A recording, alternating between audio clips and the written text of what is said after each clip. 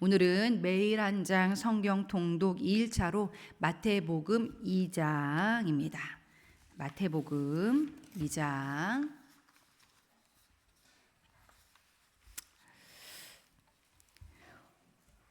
오늘 첫 통독 또 2장 첫 번째 통독 안에서는요. 2장 1절부터 12절까지를 좀 자세히 살펴보려고 하는데요.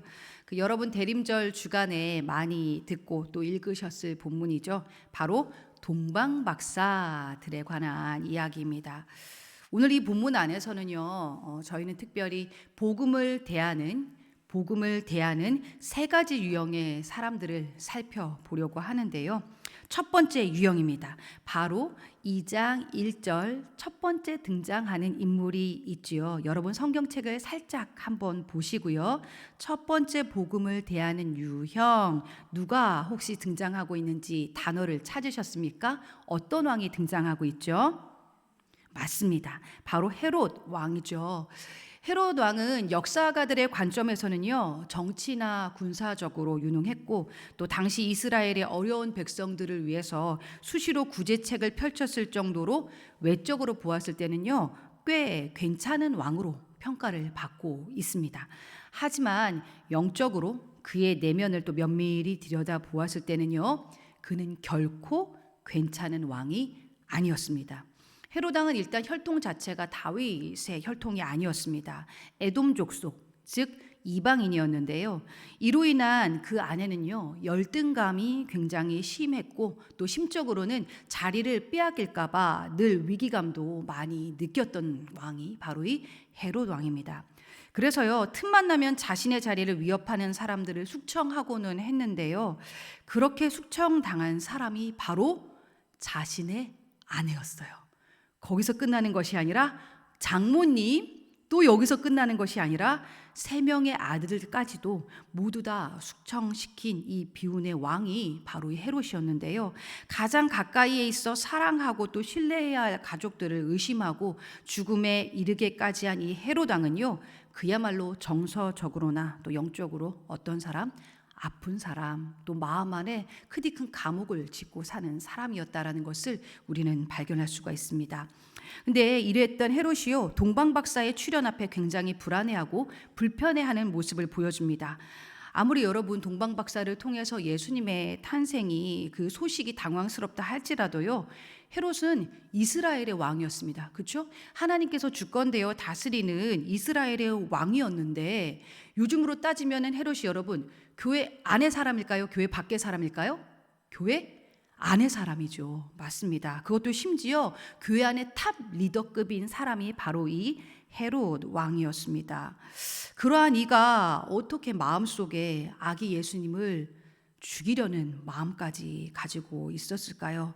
그래서 여기서 첫 번째 유형의 명칭을 붙여봅니다. 바로 복음이 불편한 유형입니다. 복음이 불편한 유형. 왜 그는 예수님이 복음이 불편했을까요? 바로 기득권의 문제였다라는 것이죠. 내가 왕이 되어 다스려야 하는데 예수님이 왕이 되시면 자신의 모든 기득권을 내려놓게 될까 봐 그것이 너무나도 싫고 또 불편했던 것입니다. 우리도 그렇잖아요. 복음으로 살면 왠지 더 손해봐야 될 것 같고 더 무시당하는 것 같고 내 시간과 물질을 믿지 않는 사람들의 입장에서는 허비하는 것 같기도 하고, 여러분 어떻습니까? 이러한 부분들에 대해서 저희가 신앙생활 할 때에 한 번쯤은 혹은 그 이상 다들 고민해 본 적 있으시죠? 아, 복음이 참 불편할 수 있구나. 아니 정말 불편하구나. 첫 번째 유형, 복음이 불편하다. 두 번째 유형의 사람들은요, 이제 그 다음에 등장하고 있는 대제사장과 서기관들입니다. 말씀의 최고 권위자들이에요. 그래서요, 헤롯 왕이 이들을 모아서 그래서 그리스도가 어디서 태어나는데 알려줘봐, 알 수 있겠는가? 물었는데요, 이들이요 망설이지 않고 바로 대답을 하는 것을 볼 수 있습니다. 그 대답의 근거가 뭐였어요? 바로 말씀이었다라는 거죠. 700년 전 미가 선지자를 통해 예언된 말씀, 미가서 5장 2절을 근거로 하여 그들은 예수님께서 베들레헴에서 태어나신다라고 아주 정확하게 대답을 해줍니다. 그런데 여러분, 이쯤 됐으면 뭔가 와, 대사장과 그 서기관들 멋있다. 그러면은 같이 가야 될 것 같잖아요. 그죠? 이들이 가장 앞장서서 그 길을 뭔가 알려줘야 될 것 같은데 여기까지가 끝입니다. 그들은 더 이상 등장하지 않아요. 베들레헴입니다 라고 알려주고는 그냥 이 본문 안에서는 슥 자취를 감춰버립니다. 알았으면은 당연히 박사들하고 같이 가야죠. 사실 가장 먼저 달려가야 할 사람들이 이들인데 참 이상하죠. 그래서 이렇게 복음을 대하는 두 번째 유형은요, 복음에 무관심한 유형입니다. 복음에 무관심한 유형. 좀 굉장히 슬픈 유형일 수 있는데요. 여러분, 이 슬픈 유형이 사실 따지고 보면 교회 안에 가장 많습니다. 하나님의 말씀을 대충도 아니에요. 굉장히 잘 알고 있어요. 목사님, 전도사님, 중직자들, 신앙생활도 오래 했고 또 웬만한 교회의 절기와 행사는 다 알고 척척 해내는 종교 베테랑들이라는 거죠. 그런데 이들이 정작 예수님의 탄생 앞에 아무런 반응도 보여주지 않아요. 오늘날로 치면은 예배에 대한 기대와 감격도 없고 뭔가 주일이 다가오는 것이 부담스럽기도 하고, 그렇다고 해서 예배를 안 드리는 것은 영 찜찜하고, 신앙의 권태기라는 표현도 간혹 쓰시더라고요. 십자가를 바라보는데 냉랭했던 내 마음. 고난주간 십자가 찬양을 그렇게 부르고 주님의 고난을 묵상하는데 어느 순간 눈물이 사라졌던 내 모습, 여러분 혹시 경험해 보셨습니까? 저는 경험해 봤습니다. 이게 참 무서운 것이더라고요. 와, 이게 교회를 오래도록 다니다 보면 나도 모르게 타성해졌는 순간이 스리슬쩍 다가올 때가 있더라는 것이죠. 이렇게 복음에 무관심한 유형, 굉장히 슬픈 유형이죠. 그래서 저희 가정은 더 개척이 하고 싶었는지도 모르겠습니다. 그러한 어떤 복음에 무관심한 상태, 신앙의 권태기를 벗어나기 위해서 더욱더 하나님을 찾고 구하고 싶어서 개척을 더 간절히 바라고 원하는지도 모르겠어요. 이제 마지막 세 번째 유형입니다. 자, 오늘 내용의 메인 테마를 끌어가고 있는 사람들이죠. 누가 남아 있습니까? 바로 동방박사입니다. 맞습니다. 이들은요, 복음을 환영하는 유형입니다. 복음을 환영하는 유형들. 사실 동방이 어디인지 성경은 정확하게 나타내고 있지 않습니다. 하지만 학자들이 추정하기로는요, 페르시아 혹은 아라비아 혹은 인도쯤으로 예상을 하는데요. 어디가 되었든 간에 이 모든 지역의 공통점은요, 딱 한 가지입니다. 바로 멀다. 예루살렘에서 굉장히 멀다라는 것이죠. 그래서요, 낙타나 도보로 이동 시 아무리 빨리 와도 최소 한 달 정도는 걸렸을 것이다 라고 예상을 하고요. 뿐만 아니라 이 지역이 팔레스타인 지방이잖아요. 이 팔레스타인 지방이 일교차가 굉장히 큰 것으로 유명합니다. 그래서 밤에는요, 아주 엄청나게 추워서 정말 두꺼운 외투를 입어야 되고, 또 낮에는 쨍쨍 내리쬐는 그 햇빛 때문에 더워서 막 반팔을 입어야 되는 곳이기 때문에 그 지방의 사람들은 지금도 옷을 여러 겹으로 겹쳐 입는다고 그래요. 옷을 신경 써서 챙겨 입지 않으면 건강을 해칠 수도 있는 곳이 바로 이 지역이었고요. 이 동방박사가 어디를 지나왔냐면 낙타를 탄 곳으로 추정해 봤을 때 어느 지역을 지나왔을까요? 바로 사막 지역을 지나왔을 것이다 라고 추정을 해볼 수 있는데요. 사막이 여러분 어떻습니까? 물론 뭐 나름대로 또 사막이 멋있는 곳이기도 하지만 당장 저희가 1차적으로 떠오르는 느낌은 뭔가 막막하다, 척박하다라는 이미지가 있죠. 근데 거기서 끝나지 않습니다. 당시의 사막지대에서는요, 도적대가 자주 출범을 했다라고 하는데요. 그 도적을 만난다라는 것은 그 막막한 사막 한가운데에서 죽음까지도 당할 수 있다라는 것을 암시해 줍니다. 즉 여러분, 동방박사가 예루살렘으로 왔다라는 것은요, 우리가 그냥 성경 안에서는 간단하게 생각할 때가 많았지만 결코 간단한 쉬운 일이 아니었다라는 거예요. 그들은 굉장히 먼 거리를 달려왔을 뿐만 아니라 팔레스타인의 그 엄청난 기후도 견뎌내야만 했고요. 뿐만 아니라 사막의 막막함과 또 도적대의 죽음의 위험까지도 감수하고 그 여정을 건너왔던 것입니다. 그렇다면 그 동방박사 똑똑한 사람들이 왜 이 여정을 선택했을까요, 여러분? 바로 목적은 딱 하나입니다. 예수님께 뭐 하기 위해서? 경배하기 위해서. 그저 복음 따라온 겁니다.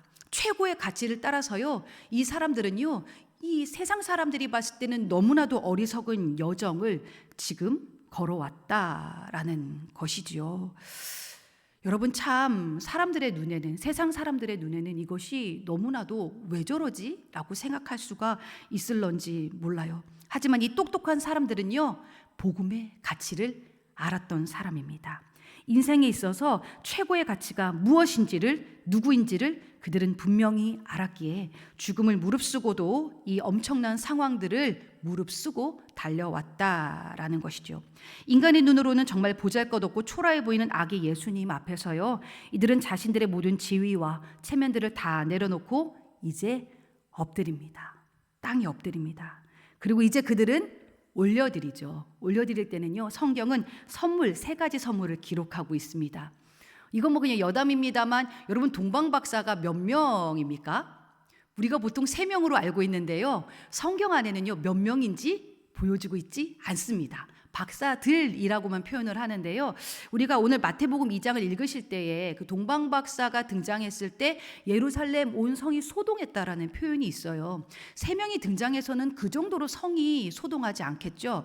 그래서 많은 사람들이 추정하기로는 꽤 많은 다수의 사람들이 함께 왔을 것인데, 선물이 3가지라서 3명으로 추정할 수 있다라고도 얘기를 합니다. 그래서 우리가 성경 안에는 3명 하고 나와 있진 않다라는 것을 살짝 한번 말씀드려 보고요. 이때 여러분 그 3가지 선물 무엇이었죠? 기억하십니까? 황금, 모략, 유향입니다. 뭐 여기에 대해서 많은 사람들이 기독론적으로 해석도 하지만은요, 그냥 팩트만 알려드리면은요, 황금, 모략, 유향, 이것은 누구에게 여러분 드리는 선물이었을까요? 당시에 바로 왕입니다. 맞아요. 왕에게 드리는 엄청난 선물을요, 지금 아기 예수님께 올려드리고 있는데요, 이게 사실 여러분 말도 안 되죠. 이제 우리 3월에 순이가 탄생을 하게 되어지는데요, 저희 공동체의 첫 번째 아기. 보통 우리 아기들 출산 선물 뭐 합니까? 베넷저고리, 뭐 딸랑이, 기저귀, 그죠? 그런 거, 바운서, 이런 거 선물해야 되는데, 아니 우리 갓 태어난 아기한테 황금, 모략, 유향, 야, 엄청난 선물들, 어찌 보면 좀 부담될 수도 있는 선물들을 하고 있다라는 것이죠. 그런데 여러분, 이 동방박사들에게는요, 이 초라한 현실을 뛰어넘어 최고의 가치를 알아보는 영적인 눈이 있었다라는 것이죠. 저는요, 이상하게 저희가 이제 본문이 계속 주어지잖아요. 자꾸 이런 본문이 주어지는데요, 이 2장을 이렇게 묵상하면서 흡사 다윗의 즉위식에 등장했던 갓지파, 지난번에 저희가 한번 나눴었죠. 갓지파가 또 생각이 나더라고요. 죽음을 무릅쓰고 하나님 편에 살고 싶어서 범람하는 요단강을 가로질러 적군들을 물리치면서 그들이 왔잖아요. 동방박사 같은 유형들인 것입니다. 복음을 환영하는 사람들, 복음으로 너무나도 살아가고 싶은 사람들. 말씀을 준비하면서도 참 감사하더라고요. 많은 사람들이 개척의 상황이 힘들다, 어렵다, 굉장히 많은 걱정들을 주변에서 해주시는데요, 저는 사실 크게 공감이 되지 않은 것이 많이 기쁩니다. 그리고 하루하루 기대가 되어집니다. 제가 2달 만에 설교를 했잖아요. 1시간 간격으로 깨더라고요. 설레서요. 설레서요.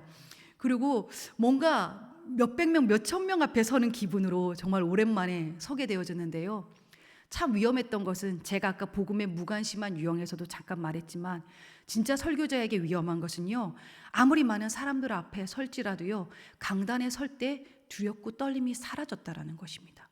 그것이 정말 무섭더라고요. 내가 하나님 앞에 이런 자세로. 그런데 오늘 참 감사했어요.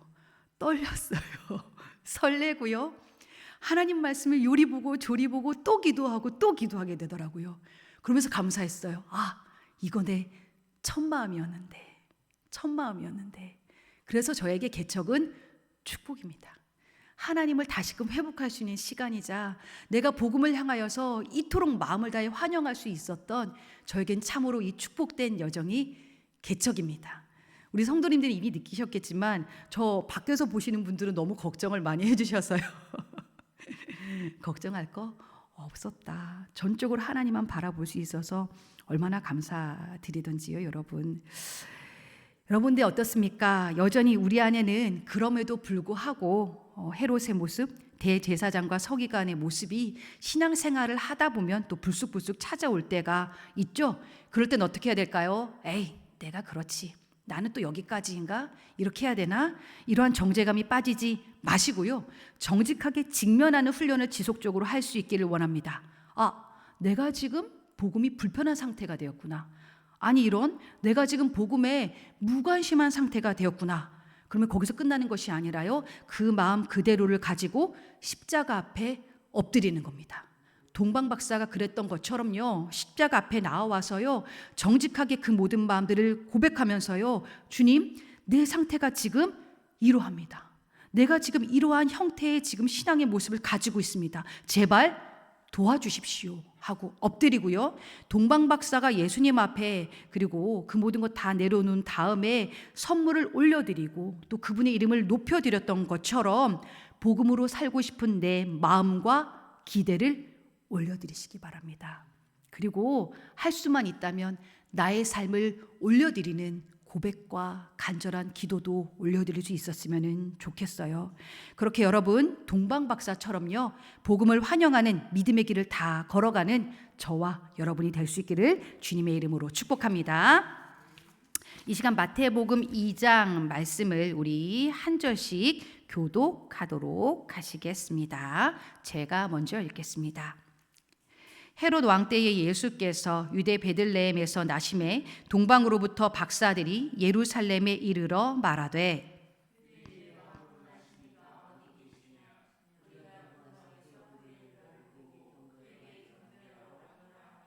헤롯 왕과 온 예루살렘이 듣고 소동한지라.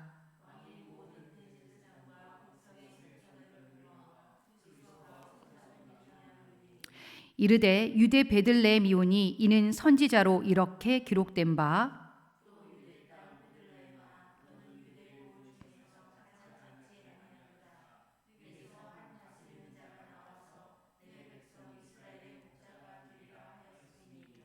이에 헤롯이 가만히 박사들을 불러 별이 나타난 때를 자세히 묻고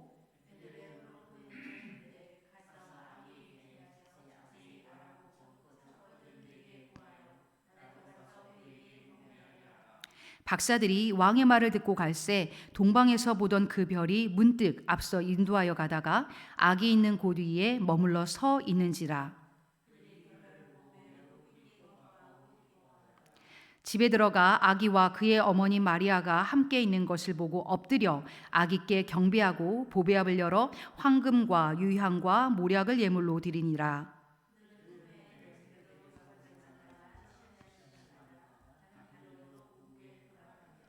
그들이 떠난 후에 주의 사자가 요셉에게 현몽하여 이르되 헤롯이 아기를 찾아 죽이려 하니 일어나 아기와 그의 어머니를 데리고 애굽으로 피하여 내가 내게 이르기까지 거기 있으라 하시니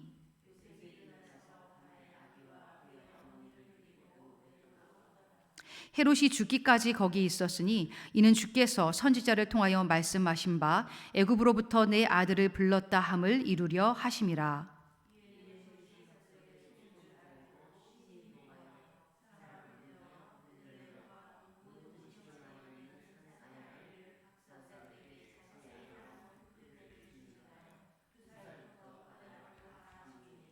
이에 선지자 예레미야를 통하여 말씀하신 바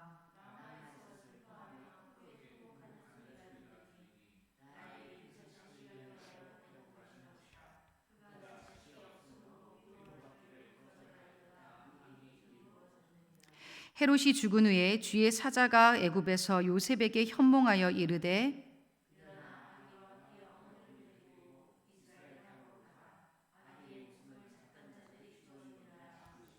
요셉이 일어나 아기와 그의 어머니를 데리고 이스라엘 땅으로 들어가니라.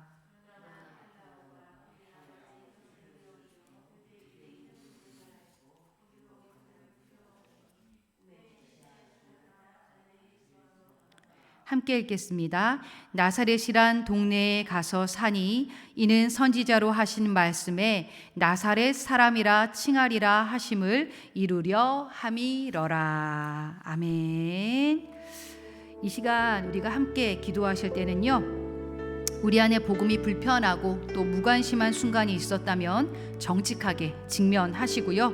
복음을 환영하는 삶을 살게 해달라고 간구했으면 좋겠습니다. 특별히 우리 더봄교회 가족들 건강과 또 안전을 위해서 기도해 주시고요. 이 후곡 지역에 하나님께서 간절히 찾으시는 영혼들 더봄교회를 통하여서 하나님을 꼭 만날 수 있게 해달라고 기도했으면 좋겠습니다. 이 시간 다 같이 주여 부르짖고 우리 간절히 기도하시겠습니다. 기도합니다. 주여, 할렐루야 할렐루야. 은혜가 충만하신 아버지 하나님, 은혜를 감사함을 고백드리며 나아갑니다. 마태복음 2장을 통하여서 하나님, 우리가 정말로 복음을 대하는 아버지 어떠한 사람들인가에 대해서 다시 한번 고민하고 깨닫게 하여 주시오니 참으로 감사드립니다. 하나님, 나도 모르게 복음이 불편하고 있지는 아니하였는지요. 나도 모르게 복음에 무관심해져 있지는 아니하였는지요. 정직하게 내 자신을 들여다보면서